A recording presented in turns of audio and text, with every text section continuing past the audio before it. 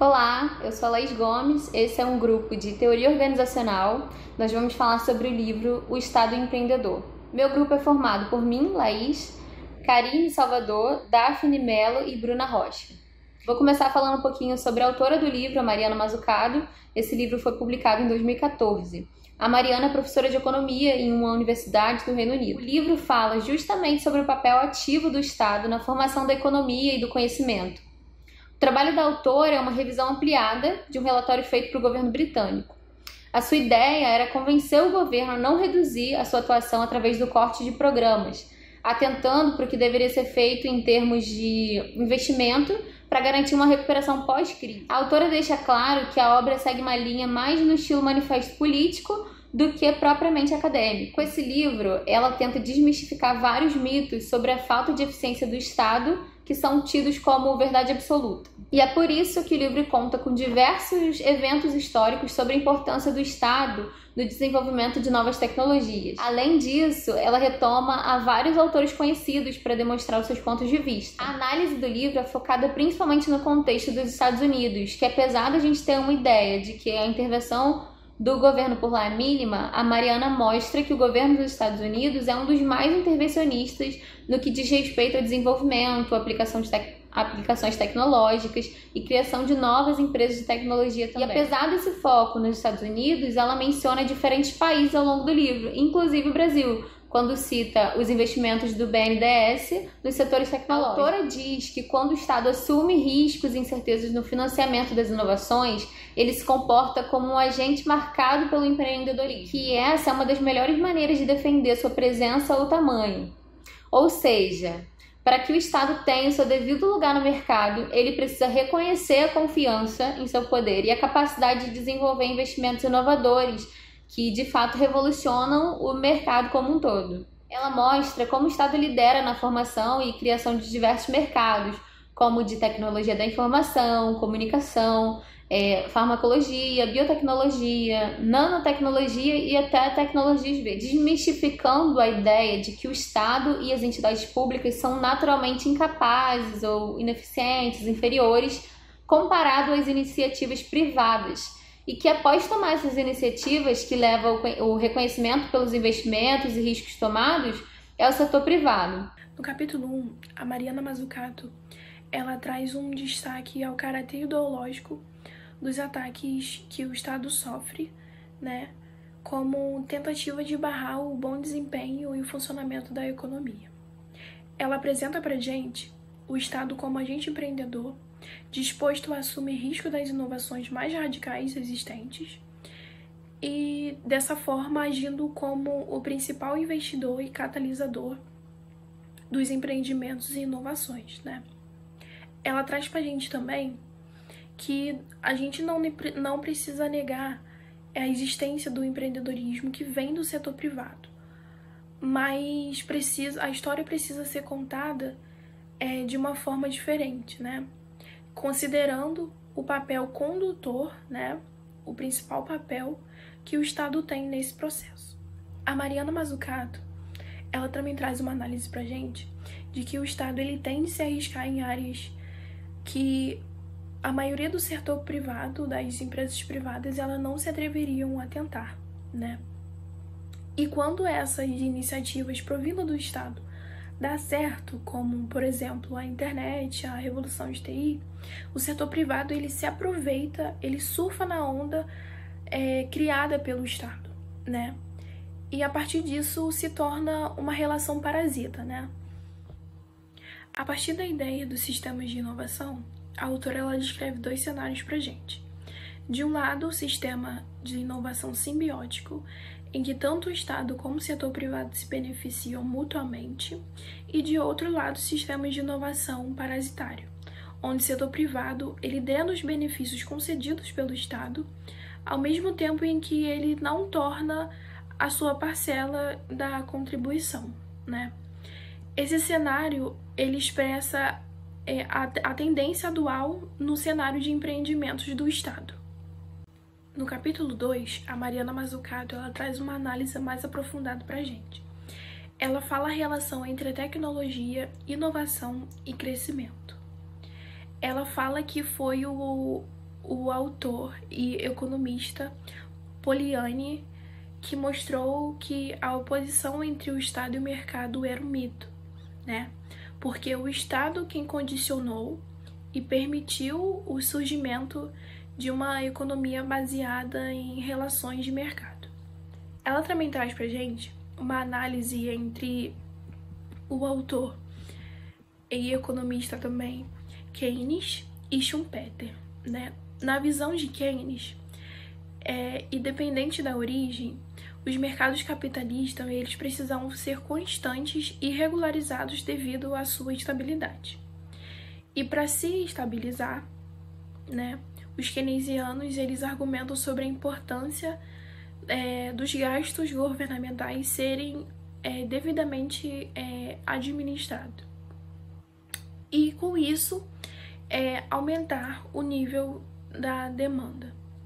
E já para Schumpeter, é importante que os gastos eles sejam direcionados a apoio à inovação e tecnologia, contribuindo no desenvolvimento de novas formas, né, de se desenvolver as inovações e tecnologias. E com isso, a gente deve combinar as lições de Keynes e Schumpeter para colocar lado a lado o crescimento e a igualdade, né?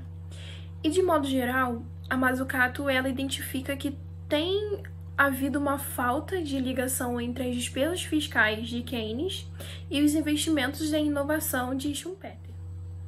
O maior reconhecimento de que a tecnologia ela é importante para o crescimento econômico foi a partir do modelo de crescimento exógeno de Solow, onde 90% da variação ela não é explicada somente por capital e trabalho, e sim também pelos investimentos em tecnologia. No capítulo 3, a Mariana Mazzucato ela critica a visão associada de que o papel do Estado seria apenas corrigir falhas, né? No caso, relacionado a falhas do sistema, né? Normalmente associadas à inexistência e ineficácia das instituições.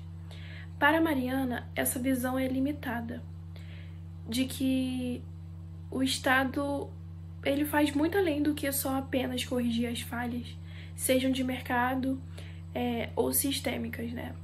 A autora ela mapeia os riscos e as incertezas que o Estado ele enfrenta ao empreender. Ela fala que o governo ele não apenas financia uma pesquisa arriscada, seja ela básica ou aplicada, mas muitas das vezes o Estado ele é fonte de inovação mais radical e pioneira que existe. Um ponto interessante é que a maior parte dos produtos farmacêuticos mais radicais e inovadores, cerca de 75%, vem de laboratórios ou universidades apoiados pelo governo, enquanto as grandes empresas farmacêuticas se concentram na produção e de medicamentos genéricos ou no marketing de seus negócios, né? E aí provando de que o papel do Estado não é só corrigir as falhas dos sistemas, e sim provando que ele tem um papel ativo na geração de empreendimentos e inovações. No capítulo 4, a autora fala sobre a percepção dos Estados Unidos sobre a criação de riqueza, que eles acreditam ter sido liderada pelo setor privado. Mas, na verdade, foi o Estado que se envolveu fortemente com os riscos do empreendedorismo para estimular a inovação. Com isso, a autora cita 4 exemplos: a DARPA, o SBIR, o Orphan Drugs Act e o National Nanotechnology Initiative. Esses 4 institutos do Estado foram criados com o objetivo de impulsionar a inovação. Então, os Estados Unidos, além de ser uma sociedade empreendedora, também é um país onde o Estado exerce um papel empreendedor, porque ele forneceu o financiamento nos estágios iniciais onde o capital de risco fugiu. Agora vamos falar um pouquinho sobre esses 4 institutos. A Agência de Projetos de Pesquisa Avançada de Defesa, a DARPA, foi criada pelo Pentágono em 1958. A Segunda Guerra Mundial foi um período significativo para o desenvolvimento das políticas de inovação dos Estados Unidos. Foi durante o pós-guerra que o Pentágono trabalhou junto com outras agências de segurança nacional, como a NASA e a Comissão de Energia Atômica. o que levou ao desenvolvimento de tecnologias como computadores, jatos, energia nuclear civil, lasers e biotecnologia. Isso foi feito graças ao pioneirismo da DARPA, que foi criada para dar aos Estados Unidos essa superioridade tecnológica. Os cientistas e engenheiros da DARPA possuem uma certa autonomia para usar o seu orçamento para apoiar ideias promissoras. Os escritórios da agência trabalham para definir uma agenda para os pesquisadores de campo. O financiamento da DARPA é dado para um grupo de pesquisadores de universidades, startups e empresas. Mas se esses grupos não estiverem fazendo progresso, os funcionários da DARPA são estimulados a cortar o orçamento, o financiamento desses grupos e direcionar esses recursos para um outro grupo promissor. O segundo instituto é o Programa de Pesquisa para a Inovação em Empresas Pequenas, o SBIR, que foi criado em 1982. E de acordo com o programa, as agências governamentais com grandes orçamentos de pesquisa deveriam designar uma fração dos seus recursos para apoiar empresas pequenas, independentes e com fins lucrativos. O programa assegurou apoio para um número significativo de startups altamente inovadoras e serve como o primeiro lugar onde muitos empreendedores envolvidos com inovação tecnológica buscam financiamento. Uma curiosidade é que, apesar de o Reino Unido tentar copiar esse programa desde 2001, o país ainda não conseguiu ser bem sucedido. O terceiro instituto é o Orphan Drugs Act, ou Decreto dos Medicamentos Órfãos, que foi criado em 1983. Ele foi dirigido especificamente à indústria bioquímica. O decreto inclui incentivos fiscais, subsídios clínicos e direitos de comercialização para produtos desenvolvidos para doenças raras, que são doenças que afetam menos de 200 mil pessoas. Como esse mercado é muito pequeno, sem esses incentivos financeiros, esses medicamentos continuariam órfãos. Com a proteção da lei, as empresas conseguem melhorar as suas plataformas tecnológicas e ampliar as suas operações, podendo avançar e ocupar posições importantes na indústria biofarmacêutica. E por fim, nós temos a National Nanotechnology Initiative, que foi criada em 2000. É muito provável que a nanotecnologia seja a próxima tecnologia de uso geral, sendo utilizada em diversos setores e se tornando a base de um novo crescimento econômico. Mas apesar disso ser muito bem aceito hoje, não foi assim na década de 90. Por isso que o governo americano se mostrou visionário ao fazer os investimentos iniciais e ao criar redes reunindo universidades, laboratórios nacionais, agências governamentais e o setor privado. Mas essa tecnologia ainda não causou um grande impacto econômico, por conta da falta de comercialização. Alguns autores alegam que isso se deve ao excesso de investimentos na parte de pesquisa em relação aos investimentos na parte de comercialização. Eles pedem mais investimentos governamentais justamente nessa parte da comercialização. Mas aí a autora levanta esse questionamento. Se o governo tem que fazer a pesquisa, custear os principais investimentos em infraestrutura e assumir também a comercialização, então qual é o papel do setor privado? Capítulo 5. O Estado por trás do iPhone. Talvez este seja o capítulo onde fica mais fácil observar a interferência e a importância do Estado na criação de novas tecnologias. A autora nos dá como exemplo a Apple, que é conhecido mundialmente como sinônimo de inovação tecnológica e demonstra como cada tecnologia por trás do iPhone e de qualquer outro smartphone foi concebida, financiada e desenvolvida por diferentes agências estatais dos Estados Unidos e da Europa, e não por Steve Jobs, fundador da Apple. Mazzucato mostra que as tecnologias revolucionárias como internet, GPS, telas sensíveis ao toque, microprocessadores, discos rígidos, semicondutores, baterias de lítio, telas LCD e outras tecnologias de comunicação foram desenvolvidas graças a investimentos feitos pelo Estado. Mazzucato dá detalhes sobre as movimentações e a origem dos investimentos que estiveram principalmente relacionados ao interesse de desenvolvimento tecnológico para a segurança nacional em tempos de Guerra Fria. A Apple se beneficiou direta e indiretamente da ação governamental através do investimento da capital nos estádios iniciais de criação e crescimento, e também no acesso a tecnologias resultantes de pesquisas financiadas com recursos públicos e também por meio das políticas fiscais e comerciais voltadas a empresas americanas para atividades de inovação. Os Estados Unidos possuem agências estatais que contribuem muito para o dinamismo e competitividade econômica do país. A ideia do livre mercado é para a exportação. Lá, o que se consome é a intervenção estatal por meio de políticas públicas orientadas por missões. O capítulo 6 examina as perspectivas de uma nova revolução tecnológica baseada em inovações que enfrentam as mudanças climáticas. Para começar a Revolução Industrial Verde e lidar com a questão da mudança do clima, é preciso que mais uma vez o Estado seja ativo e que assuma a grande incerteza dos estágios iniciais, que é tão temida pelo setor empresarial. Mas o apoio do governo em relação à energia limpa tem sido inexistente. A falta de foco e de comprometimento com o futuro de tecnologia limpa é o que impede uma transformação mais rápida da infraestrutura de combustíveis fósseis em uma infraestrutura de energia limpa. A premissa básica da Revolução Industrial Verde é que o atual sistema industrial global deve ser radicalmente transformado em um outro que seja ambientalmente sustentável. Essa necessidade de uma Revolução Industrial Verde se dá devido ao problema da mudança do clima, que é uma crise ambiental global que afeta todos nós e que é resultado direto dos atuais centros das principais atividades econômicas. Como explicado no capítulo 4, o setor privado só entra com os investimentos depois que as iniciativas governamentais bem-sucedidas absorveram a maior parcela de incerteza e que não há risco algum no desenvolvimento de novas energias. Então, enquanto um pequeno empurrão talvez incentive alguns empreendedores a agir, a maioria dos empresários precisa de sinais mais fortes para justificar seu envolvimento com a inovação de tecnologia limpa. Mas um exemplo de país que caminha para um grande empurrão é a China, onde investimentos feitos pelo Banco de Desenvolvimento Chinês têm sido fundamentais para o seu sucesso com a energia solar. Aqui no Brasil, a gente pode citar o BNDES, que em 2011 aprovou um crédito de mais de 4,23 bilhões de dólares para o financiamento de tecnologia limpa. Como temos visto no decorrer do livro, o governo faz o que o setor privado não está disposto a fazer. Como o capital de risco e os empreendedores respondem ao apoio governamental, então eles que escolhem as tecnologias nas quais eles vão investir, mas raramente eles focam no longo prazo. A autora diz que a verdadeira coragem está naqueles países que usam os recursos do governo para dar um empurrão sério nas tecnologias limpas, porque sem governos dispostos a assumir uma parcela fundamental do risco, da incerteza e dos custos do desenvolvimento tecnológico revolucionário, o empresariado provavelmente não vai realizar por sua conta própria, porque os riscos financeiros e tecnológicos do desenvolvimento de energia renovável são altos demais. Capítulo 7. Energia eólica e solar, história de sucesso do governo e tecnologia em crise. Neste capítulo, a autora continua falando sobre a Revolução Industrial Verde e energia eólica e pode-se observar a intervenção governamental por trás de muitas empresas e inovações.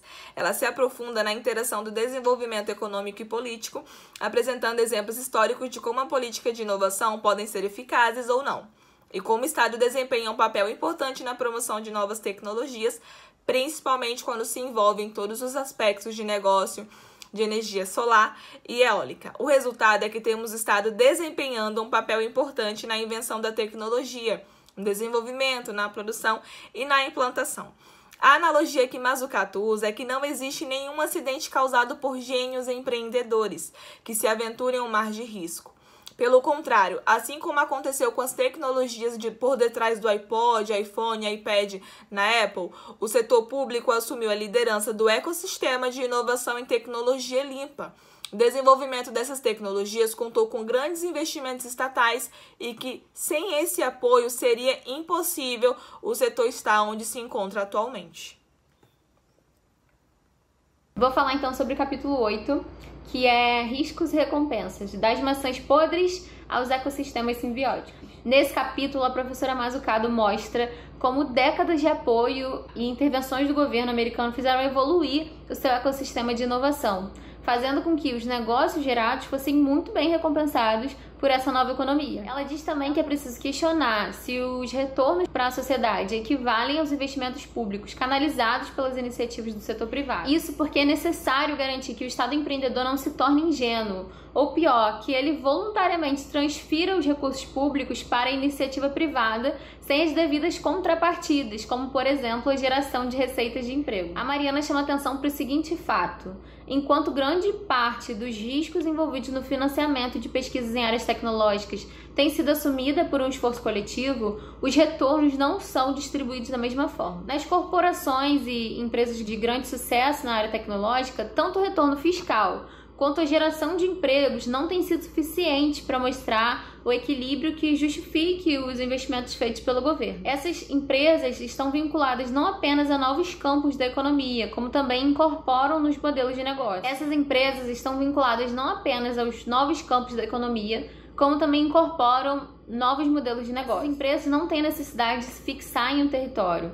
Elas têm facilidade para se estabelecer em locais livres de impostos e montar as etapas de produção, por meio de redes de processos terceirizados, onde os empregados custam menos por conta da baixa remuneração e poucos direitos. A autora destaca que, apesar dos benefícios diretos e indiretos recebidos pelo apoio do Estado, frequentemente essas empresas fazem pressão para a redução dos impostos e para terem também maior flexibilidade aos seus negócios. Isso tudo ao mesmo tempo em que reduzem seus investimentos em pesquisas e se beneficiam do cenário vantajoso proposto pela inovação aberta, onde o conhecimento é incentivado a fluir livremente. Ela diz que, como o sistema da inovação pode ser manipulado, é fundamental que se saiba não apenas construir um sistema de inovação eficaz, mas que, em vez de parasitária, a relação entre público e privado seja de benefícios recíprocos.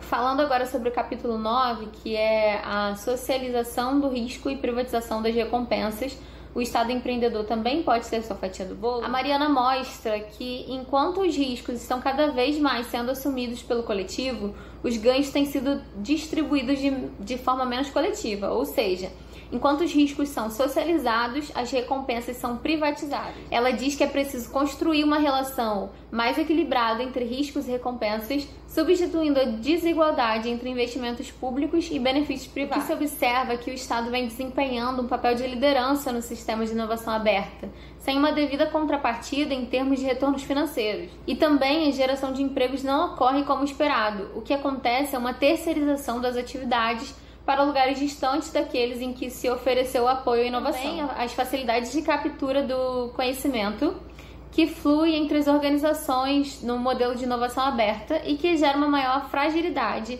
e falta de vínculos empregatícios, duradouros e de qualidade. Mariana defende que sejam estabelecidos mecanismos que garantam o retorno direto dos investimentos, como, por exemplo, empréstimos reembolsáveis, retenção de ganhos, royalties e a atuação dos bancos de desenvolvimento. A autora novamente nos dá como exemplo o BNDES, como o banco investe em inovação tanto na tecnologia limpa quanto em biotecnologia. Ela diz que em 2010 eles tiveram um retorno de 21% sobre o patrimônio líquido e reinvestiram essa porcentagem com um foco especial no estágio do Vale da Morte em biotecnologia. A autora discorda do argumento de que o Estado já obtém retorno indiretamente por meio do sistema tributário.